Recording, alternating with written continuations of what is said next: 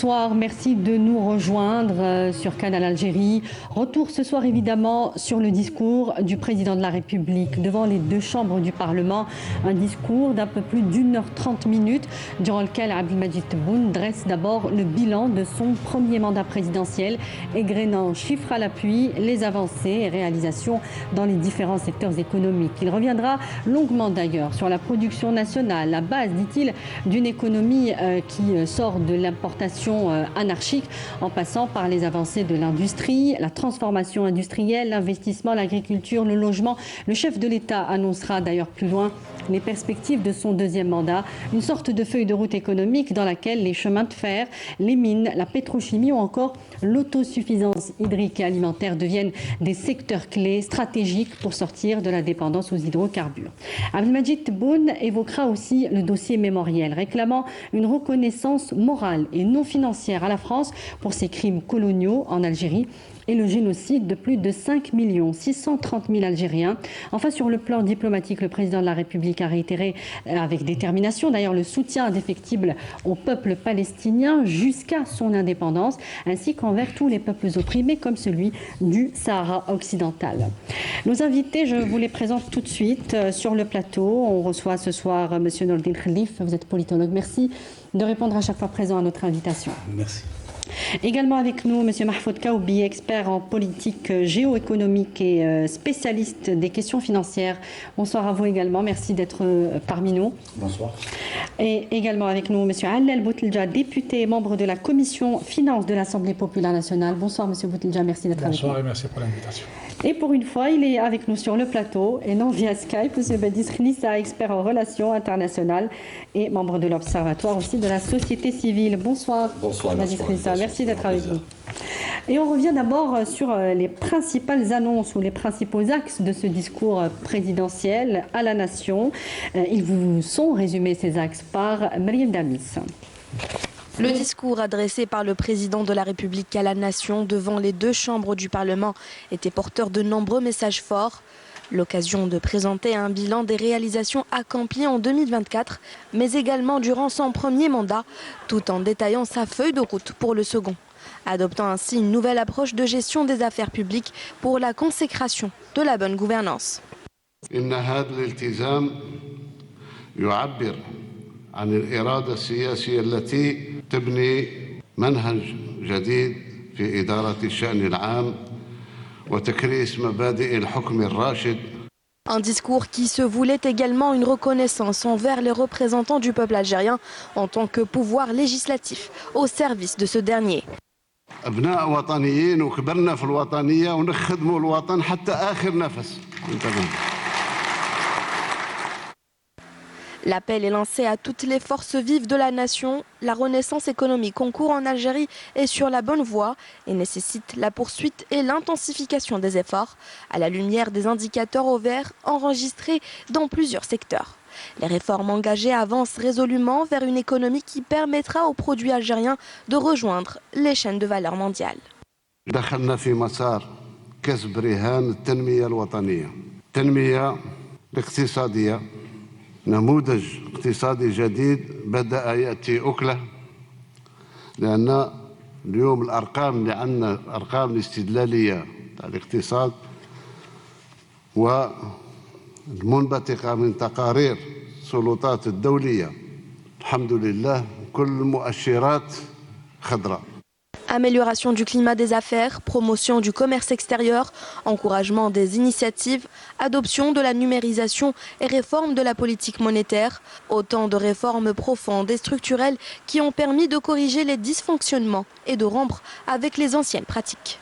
اليوم ميزانية الدولة راها دور حول 130 مليار دولار. شيء لا يستهان به.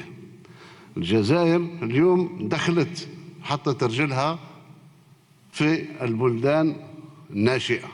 L'efficacité des mesures prises par les hautes autorités en matière d'investissement a permis de donner un nouvel élan au développement économique et de promouvoir l'investissement productif en garantissant un cadre transparent propice à la création d'entreprises et donc de richesses et d'emplois. تسيير الاستثمارات بالشيء اللي راه موضوع اليوم فيه ما يقارب إنشاء 270 ألف منصب شغل. 270 ألف منصب شغل كثير من الدول المتقدمة تتمناه، رقم لا يستهان به. Le président de la République a invité dans ce contexte la communauté algérienne établie à l'étranger à investir dans son pays, vu les facilitations qu'offre la nouvelle loi sur l'investissement qui a consacré pour la première fois la stabilité législative dans ce domaine. Et parce que le développement dans tous les domaines, la préservation de la stabilité et de la paix nécessite justement l'implication de tous pour constituer un front interne uni. Le président de la République a annoncé que la prochaine étape verra le lancement d'un dialogue politique à la hauteur des enjeux internes actuels.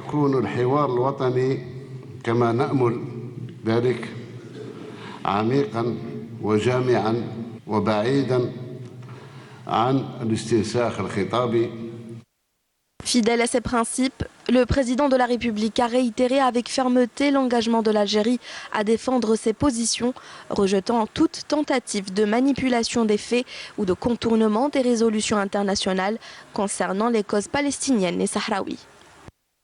اليوم فلسطين وصلنا جسدنا والجزائر هي اللي جسدت والفلسطينيين عارفين وكل عارفين باللي الجزائر هي اللي جسدت عضوية كاملة لفلسطين في الأمم المتحدة.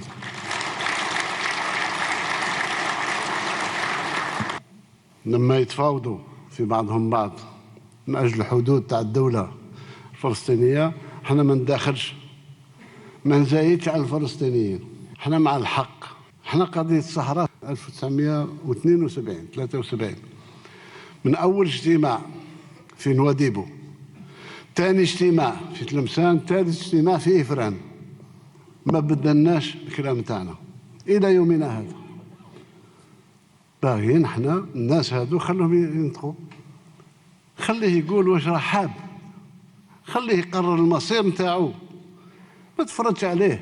Le président de la République a longuement abordé le dossier de la mémoire nationale, réitérant son grand attachement à sa préservation et affirmant que les Algériens ont un droit imprescriptible et exigent la reconnaissance des crimes et massacres commis par le colonisateur.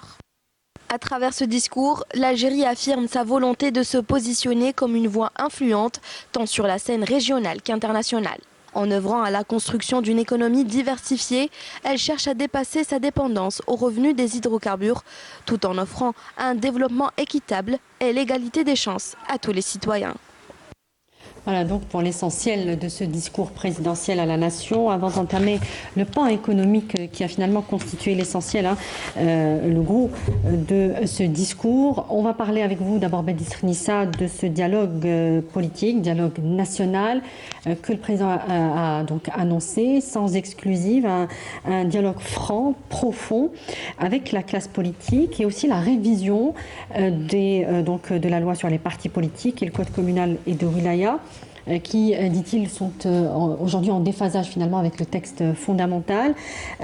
Pourquoi on est aujourd'hui toujours dans cette reconstruction des structures démocratiques? Ce chantier finalement des réformes politiques est encore en cours. Le président de la République, au lendemain de son élection au premier mandat, il était en phase avec effectivement les défis à savoir l'établissement d'un état de droit. Un état de droit, c'est un long processus, oui, notamment de démocratisation, et c'est des leviers, c'est des institutions à relégitimer, c'est des instances à remonter, à remettre debout, pour qu'ils soient, je dirais, ou accompagnent notamment l'État algérien dans la création de l'État-nation, dans le renforcement et la protection de l'État-nation, mais surtout aussi dans la préservation notamment et le renforcement du front intérieur. Donc aujourd'hui, j'aimerais juste revenir rapidement sur la forme de ce discours, notamment au Parlement, enfin aux deux parlements, notamment avec la Chambre basse et le Chambre haute. Et c'est d'abord, le président s'est adressé au peuple algérien, puisque aujourd'hui, nous savons que les dignes représentants, notamment les parlementaires, sont à même de pouvoir porter la voix du citoyen lambda. Donc nous avons vu d'ailleurs un président parfois ému dans oui, son discours, notamment sur le passage de la mémoire et des martyrs. Donc c'est dire qu'effectivement le président de la République, encore une fois, est en adéquation avec ses promesses Mais au-delà des promesses, c'est quelqu'un qui croit dans les actes et non pas dans les paroles. Et c'est pourquoi il s'inscrit aujourd'hui dans ce sillage, dans ce deuxième mandat, qui se veut être effectivement économique par excellence, puisqu'il l'avait promis, mais aussi sur comment créer cette synergie notamment avec les parlements, avec aussi la révision du code communal et de la wilaya, pour donner les moyens des ambitions de l'Algérie, à savoir aller vers ce circuit court entre le citoyen, ses attentes, ses aspirations, et notamment les responsables. Qu'est-ce qu'elles peuvent apporter ces réformes sur la loi sur les partis et le code communal? Qu'est-ce qu'on attend aujourd'hui de ces chantiers précisément? Redorer une image ternie par d'anciennes pratiques, reconstituer ces ponts entre les partis politiques et le tissu politique en globalité, les acteurs politiques, et le citoyen et la société. Et donc, c'est une sorte... Il est dans quel état aujourd'hui ce tissu politique, selon vous? Il est entaché. Il est entaché, mais par un passage où il a été obligé de suivre une feuille de route qui s'est également égarée de l'éthique de la pratique politique et du cœur même du parti politique et du militantisme politique vis-à-vis du citoyen en premier lieu. Et donc redynamiser ce tissu politique doit passer par une refonte de la loi des partis politiques, à peu près pour assainir la chose, avoir plus d'efficacité, de représentativité. Voilà, qu'est-ce qu'on peut obtenir? C'est plus de représentativité? Oui, plus de représentativité, parce que les partis politiques sont les porte-voix des citoyens, chacun dans son choix, pour apporter les préoccupations à travers nos parlementaires et aussi préconiser des solutions. Et donc c'est un premier pare-feu par rapport à ce front national pour protéger cette souveraineté et l'intérêt du peuple algérien ici en Algérie et à l'étranger. Notre communauté établie à l'étranger est un acteur principal de la scène politique aujourd'hui, quand on sait qu'ils sont nos meilleurs ambassadeurs et nos meilleurs défenseurs. C'est le premier pare-feu pour protéger l'Algérie. D'accord. Monsieur Boutelja, à propos de ce dialogue politique, ce dialogue national, le président a annoncé qu'il ne serait pas finalement dans un cadre classique, mais plus que ça sera plus indirectement. Vous en pensez quoi justement, ce dialogue? Qu'est-ce qu'on peut obtenir de ce dialogue national aujourd'hui, ce dialogue politique? Bon, d'abord, il faut saluer l'action. Le président de la République, pour la deuxième année de suite, a choisi d'adresser un discours à la nation en présence des représentants du peuple. Il veut instaurer cette tradition qui est à saluer. Après, c'était un discours complet, un discours plein d'émotions, un discours spontané, un discours il y a eu beaucoup de choses à dire. Après, pour ce qui est du dialogue, c'est vrai que M. le Président de la République, vous voulez dire qu'il faut sortir de ces dialogues classiques autour d'une table. Il ne faut pas juste que les gens se retrouvent autour d'une table pour parler d'un dialogue. Au jour d'aujourd'hui, à travers les réformes, notamment ce qui concerne le code de la wilaya et de la commune, bien sûr la loi sur les partis politiques et aussi la loi sur les associations, il a dit que ça aussi c'est une forme de dialogue parce que c'est tout le monde qui participe. On veut sortir du travail institutionnel et aller vers la consultation la plus large. Et c'est pour ça que le Code de la commune et de la wilaya, après avoir choisi un groupe d'experts qui a travaillé sur le projet, là on est en train d'élargir, on est en train de revenir vers tout le monde pour arriver à un texte, je dirais, unanime, où tout le monde a participé. Donc c'est quelque chose qui pourrait prendre du temps. Oui, bon, ça peut prendre un temps, peut prendre du temps, mais on joue sur la pérennité aussi. C'est ce qu'il a dit par rapport au code sur les investissements publics, aux 10 ans sans changement. Oui, qui est scellé par un décret présidentiel aujourd'hui. Absolument. Là aussi, pour le code, là aussi pour le code de la wilaya et de la commune, c'est pas à chaque 2 ans qu'on va choisir un autre code pour la commune de la wilaya. Et ça relève de l'importance de la cellule de base des institutions de l'État. Le président de la République, il était clair. Quand ça va dans les assemblées populaires communales, ça va partout. La commune étant le noyau, dit-il. Eh bien oui, c'est la loi de l'organisme. Quand ça va dans la cellule, ça va dans le tissu, ça va dans le muscle. et ça va dans l'organisme. On va un petit peu avancer avec vous, Monsieur Mahfoud Kaoubi. Le président de la République évoque donc un modèle de développement nouveau que l'Algérie est en train de suivre, un modèle économique qui nous permet aujourd'hui de prétendre dans les mois à venir de pénétrer ou accéder au rang des pays émergents. Qu'est-ce que cela change pour nous concrètement, cette annonce? Bon, le changement, c'est ce caractère volontariste, ambitieux, qui projette l'Algérie vers un avenir meilleur. Donc, ce qui se justifie principalement par la formulation d'une stratégie en matière de développement qui est très claire, qui est basée sur la diversification, qui est basée aussi sur la bonne répartition et la répartition équitable de la richesse.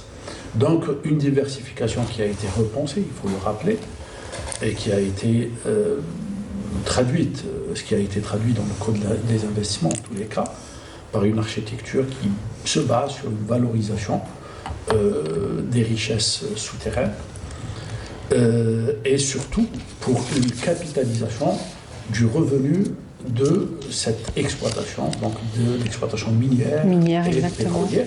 Capitalisation, donc la transformer en capital qui, au lieu de se contenter de la consommation de ce capital. Ça, c'est important. Oui. Et deuxièmement, une bonne répartition de la richesse par la consolidation d'un caractère social de l'État et donc par le soutien au pouvoir d'achat. Tout à fait, mais surtout en réalisant des grandes infrastructures qui serviront dans l'avenir aussi à être un intrant important pour le développement économique et social. Alors justement, le renforcement des infrastructures de base pour accompagner cette dynamique économique, comme les chemins de fer, le dédoublement des routes, l'aménagement des ports, vous le disiez, pour notamment les ports miniers d'est en ouest, tout ça, c'est quelque chose qui est en train de se mettre en place ou en partie achevé pour certains secteurs.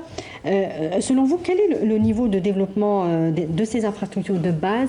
À titre, si on devait comparer avec la région, est-ce que nous sommes devant justement pour accomplir de grandes choses, de grands projets justement? Ce qui est certain, c'est qu'un bond significatif a été quand même achevé, notamment du propre aveu du président de la République, mais aussi surtout à travers les chiffres qui sont éloquents.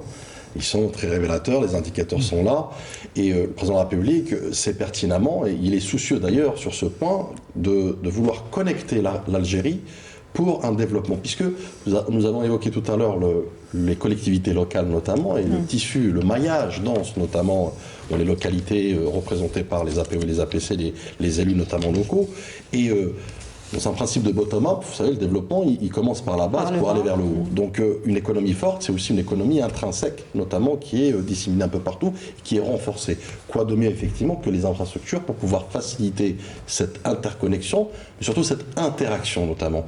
Et d'ailleurs, le président de la République a évoqué le fameux train pour Arch-Billet, pour pouvoir justement acheminer notamment les matières premières et faciliter leur, je dirais, exploitation, mais surtout aussi leur exportation in fine. Je pense qu'aujourd'hui, effectivement, en matière d'infrastructure, en matière, je dirais, d'outils ou de leviers, notamment de développement, qui soit local ou national, le président de la République a quand même mis un point d'orgue, je dirais, et ça a été démontré effectivement, c'est ce qu'on pourra évoquer à travers, en filigrane, à travers votre question, les zones d'ombre qui ont été significativement améliorées, dans lesquelles on a apporté justement... Ça concerne plus de 6 millions de personnes.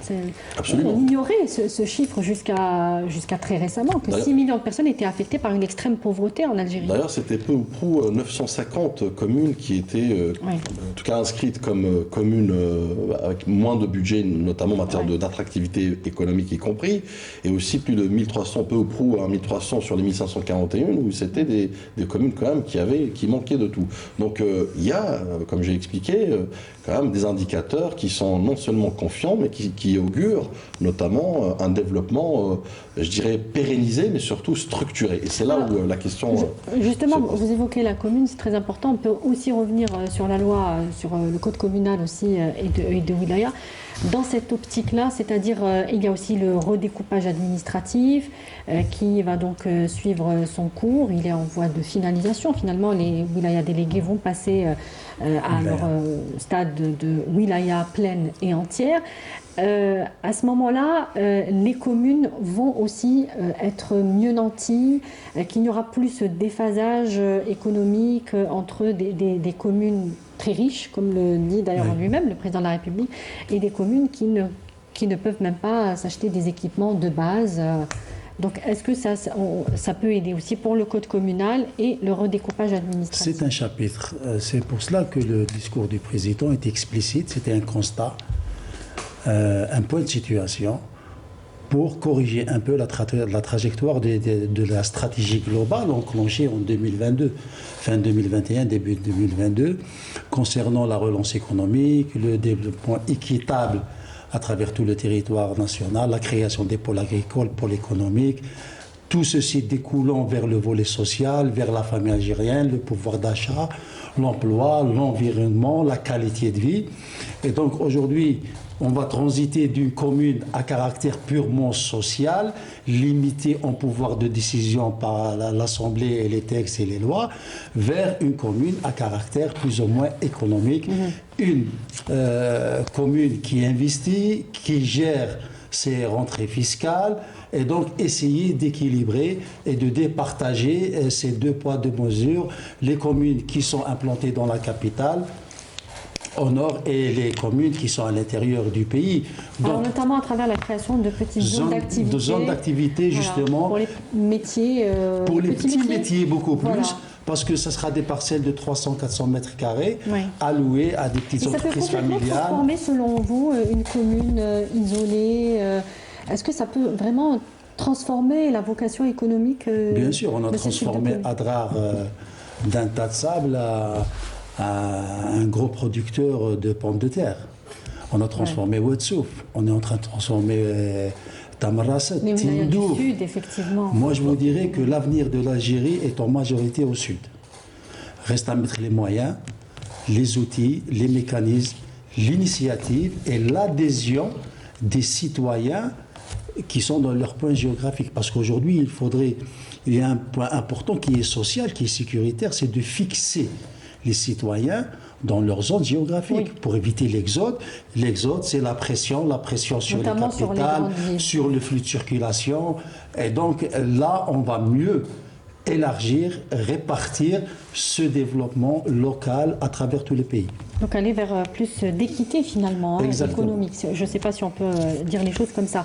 Monsieur Boutelja, Monsieur Redouane Khalif parlait de répartition et d'adhésion. Voilà, c'est le mot que je cherchais. L'adhésion effectivement du citoyen. Il y a aussi la promotion de la jeunesse dans le secteur économique. À votre avis, à quel point aujourd'hui c'est visible selon vous? Il y a, et le président de la République l'a évoqué, la création de 9000 start-up.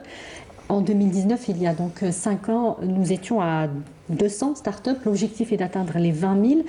Aujourd'hui, c'est la base finalement. On parlait de la commune, mais il y a aussi l'adhésion de la jeunesse. C'est aussi la deuxième infrastructure de base, j'ai envie de dire. C'est la ressource humaine, c'est la jeunesse pour avancer, je dirais, de manière sereine.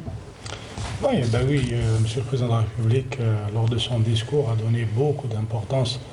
Et c'est longuement, il a longuement évoqué le volet jeunesse. En dressant un bilan, il a beaucoup parlé sur les start-up. Il a parlé des bilans. Après 5 ans, on est passé de 200 à plus de 9000 start-up, qui fait travailler des milliers de jeunes. Il a parlé de start-up avec de la production des petits satellites qui sont exportés jusqu'au Brésil. On a bien donné l'exemple. Il a parlé d'un bilan, mais aussi d'objectifs. L'objectif, c'est d'arriver à 20 000 avec 270 000 postes d'emploi qui devaient être créés. Tout secteur confondu. Oui. Il a parlé de l'industrie, mais il a beaucoup parlé de la jeunesse. Il a réitéré encore une fois ses engagements par rapport à la révision, à la hausse de la location au chômage. Oui, on va y arriver. Ça, c'est la partie sociale. Donc là, effectivement, l'allocation chômage. En tout cas, tout est lié. Ça veut dire on ne peut pas séparer un volet d'un autre, parce que ces jeunes-là, il a parlé des universitaires. Les universités d'aujourd'hui, on a 250 000 diplômés chaque année. Ces 250 000, s'ils ne trouvent pas de l'embauche dans le monde du travail, ils sont obligés de transiter par l'allocation au chômage. C'est une mesure sociale, mais avec un caractère beaucoup plus économique. Et c'est pour ça que... C'est intéressant ce que vous dites. Donc c'est plus une mesure économique, cette allocation. L'objectif, c'est un objectif économique. C'est vrai que ça passe par la préservation de la dignité du jeune Algérien, comme il a bien dit, M. le Président de la République, pour ne pas tendre la main à un membre de la famille ou à un autre. Alors il faut rappeler qu'ils sont 2 200 000 à percevoir cette allocation. Et ça coûte beaucoup d'argent au Trésor public. Mais c'est une sorte d'investissement. Mais ça vaut la peine, parce que c'est la jeunesse algérienne. Par correction, l'État est là pour donner ou pour garantir des postes d'emploi pour ces jeunes-là, notamment les diplômés. Il n'y a pas que les diplômés universitaires, parce qu'il y a la formation professionnelle qui est en train de former beaucoup de jeunes et qui est en train de mettre sur le milieu de travail, sur les demandeurs. Et là aussi, il a mis l'accent sur un chiffre, ça veut dire même pour ce qui est du chômage. Du chômage, c'est 2 millions 200, c'est 9% de la population active, ce qui est un taux acceptable, même si on n'est pas sur les chiffres exacts, mais nous avons déjà une bonne idée sur le pourcentage des chômeurs en Algérie. Monsieur Kaoubi, vous vouliez réagir sur cette question-là ? Très bien. Alors, on va passer à la question suivante. Le président de la République est aussi longuement revenu sur les secteurs clés, je le disais en début d'émission, qui apportent de la valeur ajoutée et qui vont donc nous défaire de cette dépendance aux hydrocarbures. Les mines, l'agriculture et l'industrie, dont on veut augmenter le taux de croissance à au moins 12% dans le PIB. Est-ce qu'on peut aujourd'hui, selon vous, se lancer véritablement dans tous ces chantiers à la fois ? Et pour ce qui est des mines, j'aimerais qu'on axe un petit peu sur les mines.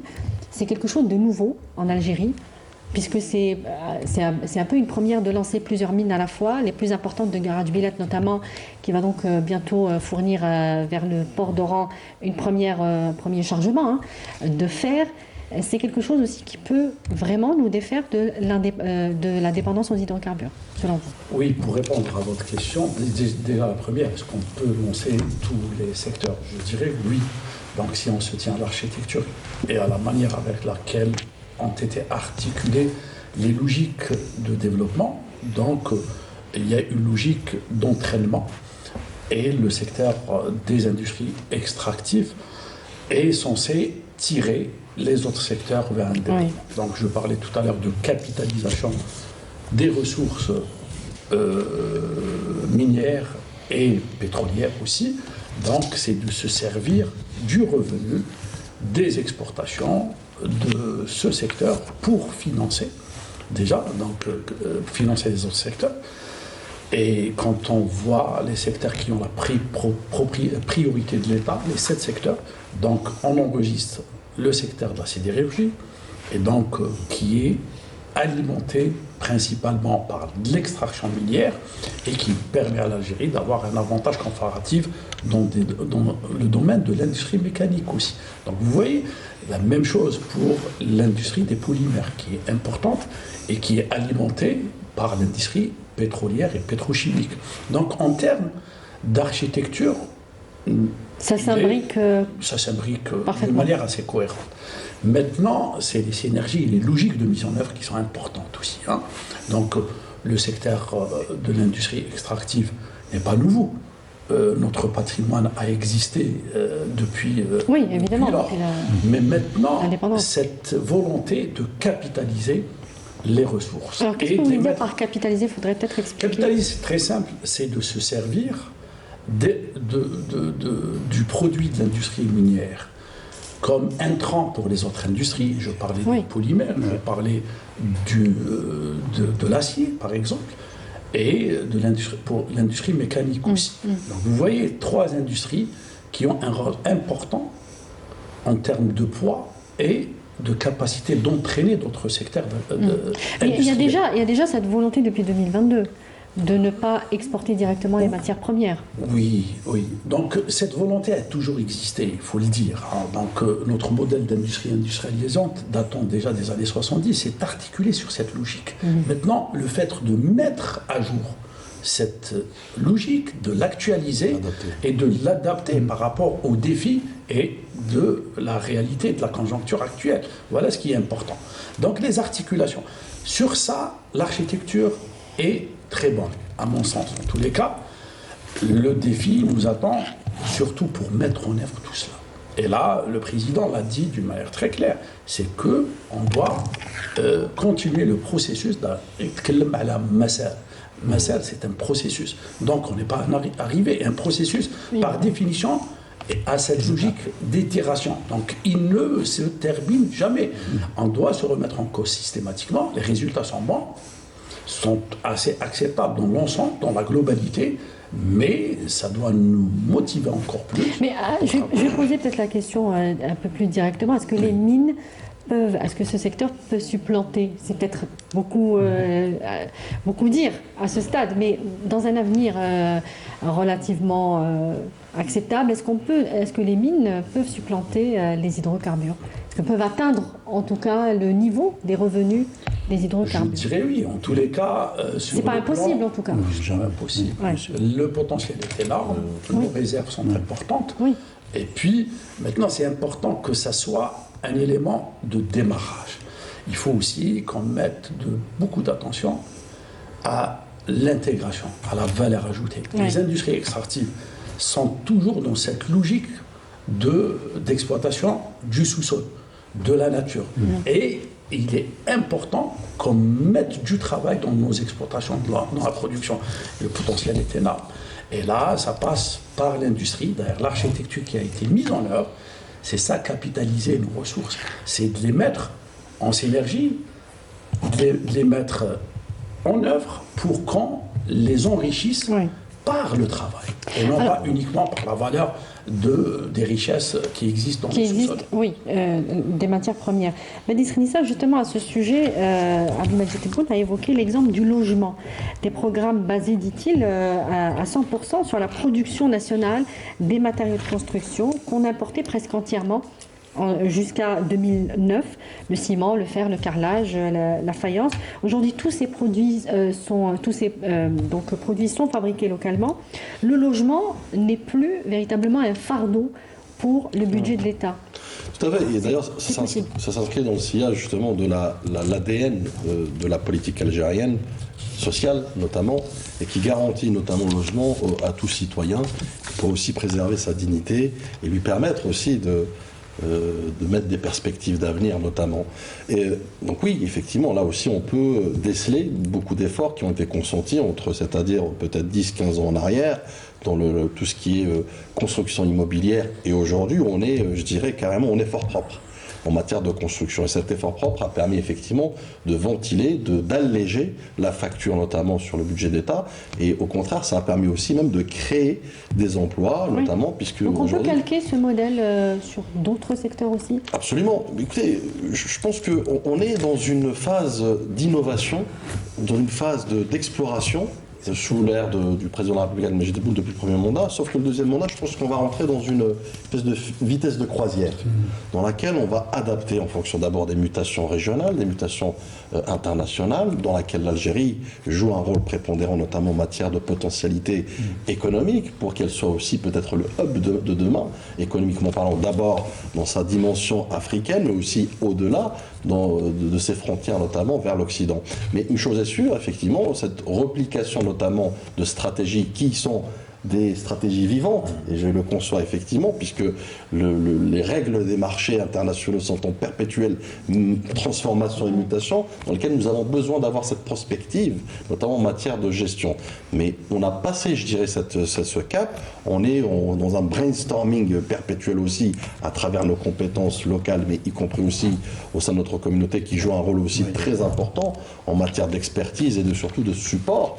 Nous avons vu, vous avez évoqué tout à l'heure les startups, beaucoup de startups start-upers émanent notamment de la communauté qui voient cette opportunité notamment non seulement de faire de l'impatriation, de revenir dans leur pays d'origine, mais surtout aussi de créer des potentialités, créer de la richesse économique. Donc c'est très important, je pense. Restons quand même pragmatiques, puisque nous ne sommes pas seuls. Je dirais l'Algérie, l'économie aujourd'hui, ou le monde, est un village certes, mais aussi obéit à des règles parfois très douteuses en matière de concurrence et de compétition. Ceci étant, je peux dire, l'Algérie, et je reviens un peu sur votre question tout à l'heure sur les potentialités minières, la terre algérienne est une terre riche, est une terre fertile, est une terre à forte potentialité, et le président de la République aujourd'hui est dans cet élan justement de vouloir exploiter d'une manière structurée, encadrée, mais surtout rationalisée. Oui. Alors, Jean Khalif, par rapport à cette dynamique donc, économique nouvelle, elle est accompagnée, on disait, par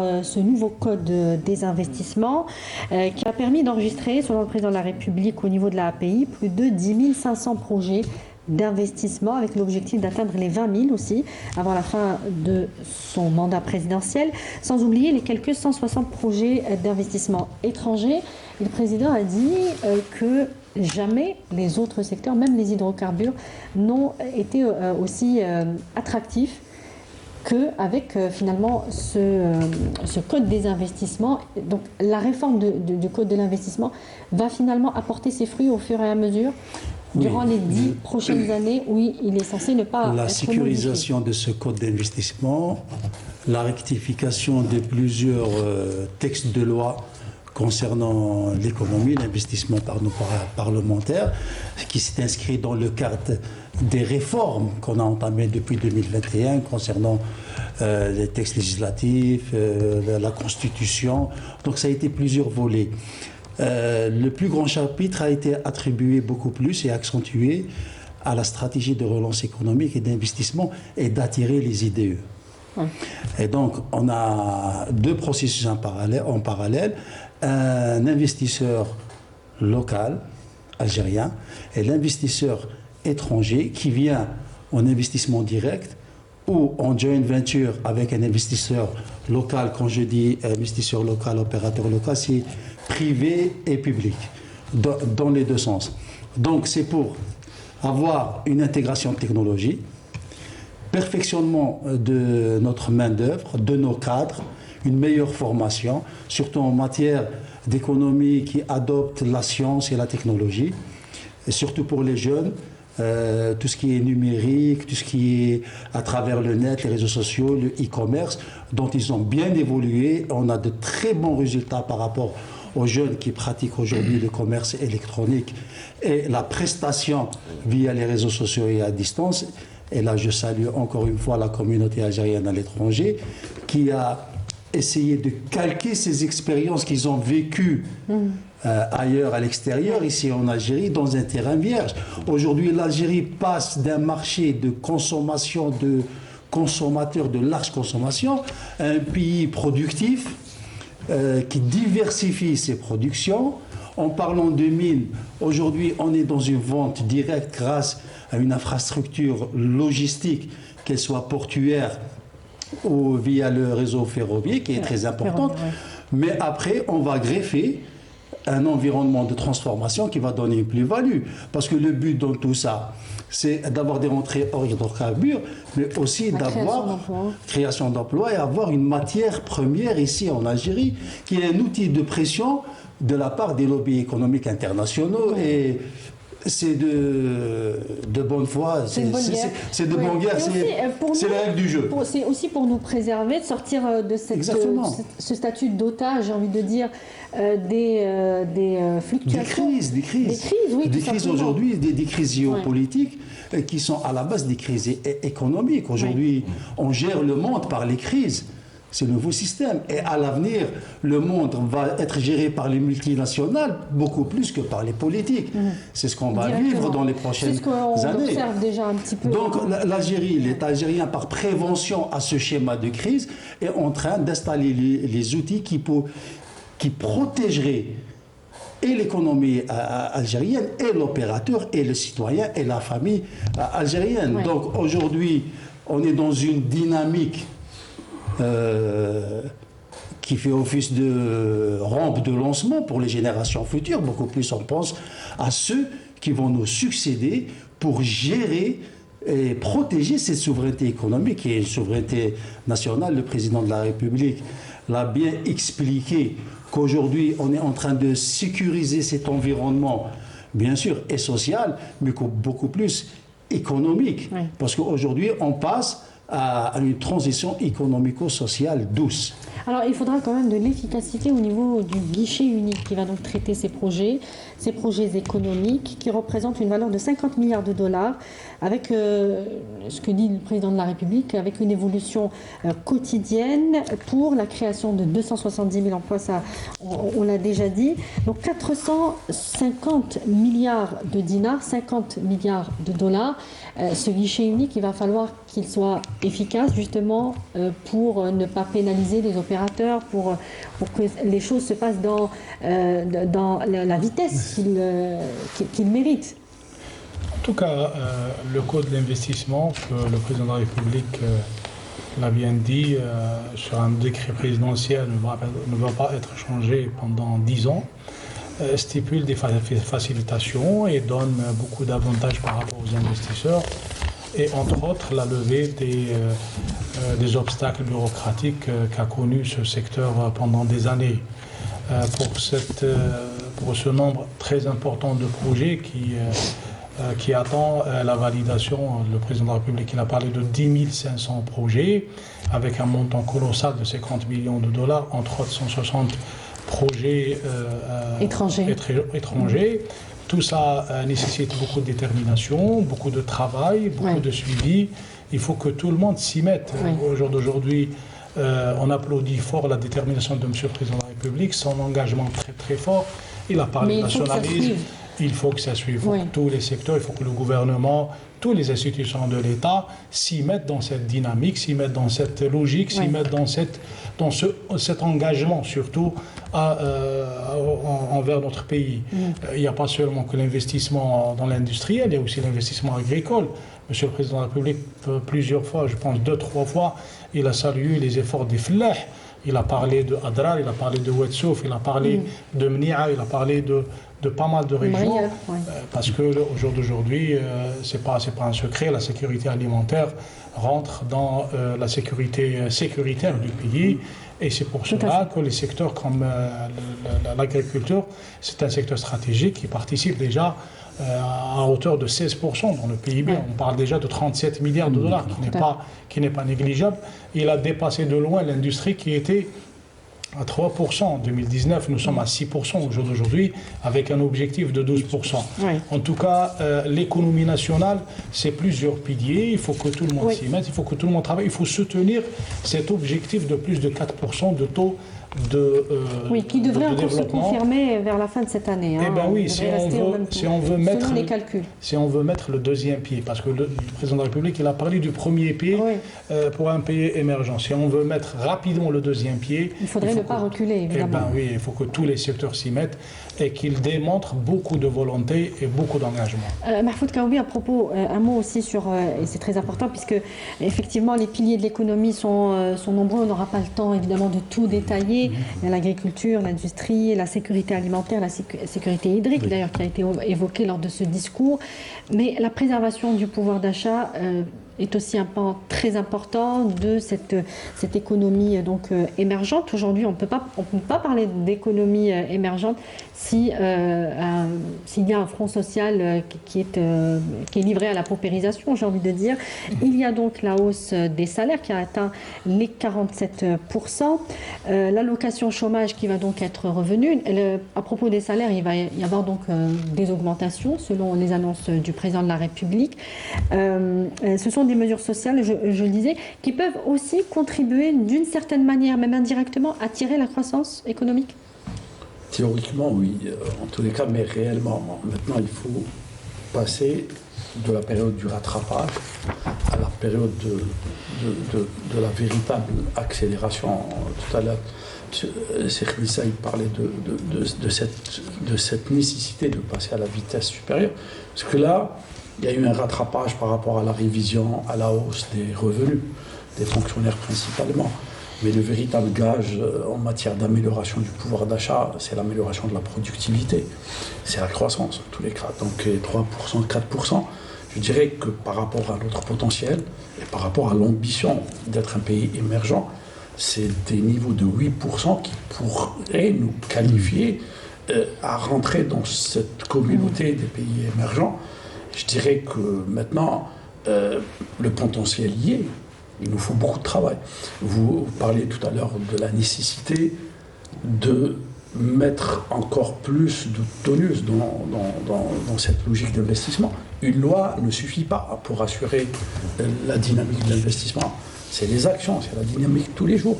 Le guichet unique a existé depuis 1993 en tant que concept. Donc, il faut le matérialiser par une interopérabilité des différents secteurs qui sont concernés. Et ça, il faut que ça soit quelque chose de concret. Jusqu'à présent, le foncier industriel ne suit pas d'une manière adéquate. Il faut le dire aussi, parce que puisqu'on parle de processus et d'ambition, c'est ces ajustements dont a parlé le président. Et quand on est obligé de les faire dans la deuxième période de sa gouvernance. Et puis, il y a quelque chose aussi important quand on parle d'investissement. Je le dirai pas assez, c'est la concrétisation du plan national d'investissement et des plans locaux d'investissement. C'est l'outil par excellence de la planification, de la visibilité. C'est l'aspect opérationnel qui est important. La promotion, c'est bon. Mais il existe déjà, il y a une stratégie de l'investissement. Il n'existe pas. Il a été confié à l'agence la mission, parmi les missions, on a la mission de la promotion, de l'enregistrement, de la gestion des avantages, mais la mission la plus importante, qui est intégrée dans le code, dans la nouvelle architecture, c'est pour ça que je parle d'une architecture ambitieuse, performante, mais il faut lui donner du contenu. Planifier, c'est mettre en synergie nos potentialités, nos atouts et les étaler sur le plan spatial. Et là, savoir où on va finalement. Tout à fait, c'est l'orientation, c'est la planification. Depuis 1988, on a perdu cet outil important qui est la planification. On ne peut pas faire du développement sans planification. Et là, la planification a été confiée, la conception et la mise en œuvre du plan national et des plans locaux. Donc on parle de 58 plans qui devraient être en synergie avec adaptés donc à chacune des wilayas pour la promotion des selon leur vocation économique, potentiel, etc. Et justement qui s'articulera sur la valeur ajoutée, sur la production, sur la création d'emplois et donc sur l'amélioration du pouvoir d'achat d'une manière structurelle et permanente. Très bien. Alors à l'international, Badis Rissa, il ne nous reste plus beaucoup de temps, mais il faut absolument réagir sur ces déclarations aussi. Abdelmadjid Tebboune a parlé du litige mémoriel avec la France et lui réclame une reconnaissance de ses crimes coloniaux et le caractère génocidaire de cette entreprise coloniale en Algérie. Il a même suggéré à la France que la France pourrait, en signe d'un premier pas de reconnaissance, poser une statue de l'émir Abdelkader à Paris. Aujourd'hui, quand on sait à quel point le discours de l'extrême droite a été libéré, presque fasciste, on peut dire, raciste, dans les médias, dans les politiques, dans les institutions politiques, est-ce qu'on n'a finalement jamais été aussi loin d'un accord sur ce sujet avec la France? Je pense que c'est jamais assez face à un État néocolonialiste qui persiste et signe dans sa condescendance et son manque de respect, notamment à travers la civilisation algérienne, mais aussi à travers des souffrances, des tragédies qui ont été vécues pendant la période des affres coloniaux notamment. Et surtout, moi j'aimerais évoquer cette notion que le président apporte à chaque fois en tant que garant aussi de ce devoir de mémoire, mais un devoir de mémoire rigoureux, respectueux et sérieux notamment. Et c'est celui du projet colonial et non pas des bribes ou des excuses disparates. Donc c'est là où le président revient sur cet aspect, c'est-à-dire qu'une commission ne suffit pas. Il y a un travail de fond à mener, un travail responsable, notamment du colonisateur. Déjà une première reconnaissance, Badis Rissa, ce qui ne s'est jamais produit. La France ne reconnaît toujours pas ses crimes en Algérie. Absolument. Il y a eu quelques lueurs d'espoir en 2017, notamment avec Emmanuel Macron, mais encore une fois, Emmanuel Macron est otage, notamment des lobbies qui voient d'un mauvais œil le réchauffement des relations bilatérales entre l'Algérie et la France, mais surtout aussi tout travail sérieux, notable, sur le devoir de mémoire. Donc c'est pourquoi j'ai envie de vous dire, il y a ce volte-face perpétuel, notamment de ce président, qui lui-même aujourd'hui ne sait plus. Il a perdu la boussole politique, il suffit de voir la classe politique et donc on est loin d'un possible accord aujourd'hui sur ce Écoutez, avec l'atmosphère politique qui règne un peu en France. Écoutez, l'Algérie est droit dans ses bottes. Le président de la République a démontré qu'il était garant aussi du respect, notamment de l'histoire de l'Algérie, et aussi du respect de la reconnaissance. On quémande pas des excuses, on demande, on exige une reconnaissance pleine et entière sur le projet colonial, avec toutes ses composantes notamment, et toutes ces tragédies. Vous avez évoqué tout à l'heure le chiffre effarant, notamment effectivement depuis 5 635 000 martyrs, c'est dire effectivement, c'est l'un des génocides du siècle. Donc, mais aussi, il faut accompagner cela par, encore une fois, une rigueur. Et c'est ce que demande le président de la République à son vis-à-vis, qu'il soit d'ailleurs président ou lobby. Le temps justement de la condescendance est révolu. Aujourd'hui, travaillons d'une manière sereine, d'une manière transparente, d'une manière respectueuse pour gérer, non pas tourner la page, mais pour avancer et commencer à travailler sur des fondations saines, pérennisées pour créer un écosystème favorable et aller au-delà. Alors la France, on l'imagine bien, ne va pas s'empresser de reconnaître les crimes coloniaux, ne serait-ce que pour ne pas aller peut-être vers des, qu'on appelle ça, des dédommagements, même si l'Algérie ne les réclame pas, ces dédommagements financiers, notamment à propos des déchets nucléaires dans le sud du pays. Le président de la République affirme qu'il ne cédera pas sur ce dossier. Comment on peut imaginer la suite du dialogue avec la France, qui doit aussi reconnaître ces crimes particuliers, les crimes sur les essais nucléaires dans le sud algérien? Déjà, la France doit changer d'angle de vue par rapport à l'Algérie et aux Algériens.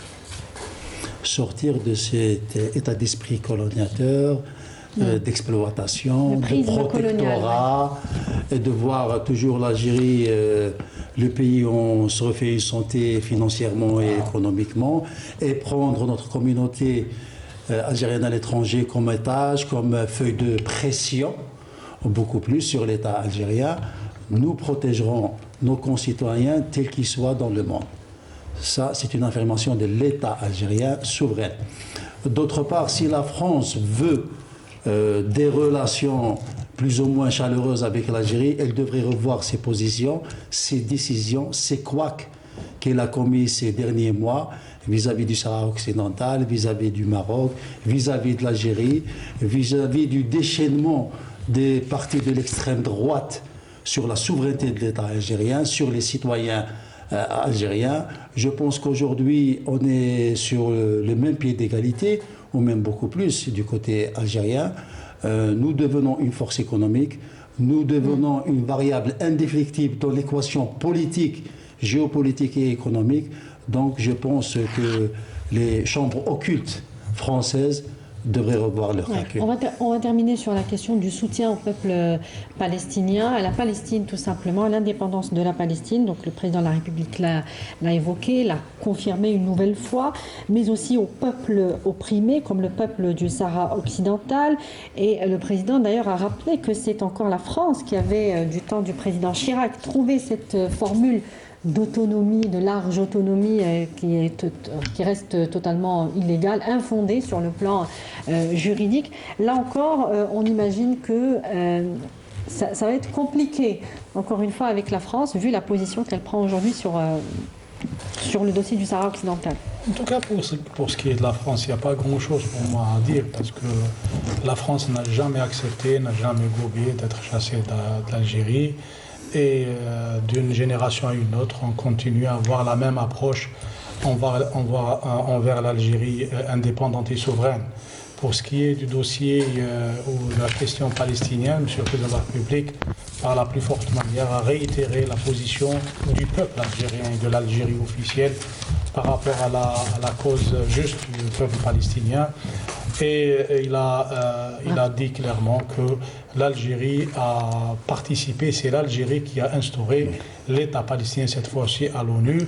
Et c'est la même chose pour le peuple sahraoui. Encore une fois, l'Algérie réitère sa position, qui est la position des Nations Unies. Exactement. En réalité, commission de décolonisation au niveau du Conseil de sécurité, que le peuple sahraoui aura le droit de l'autodétermination.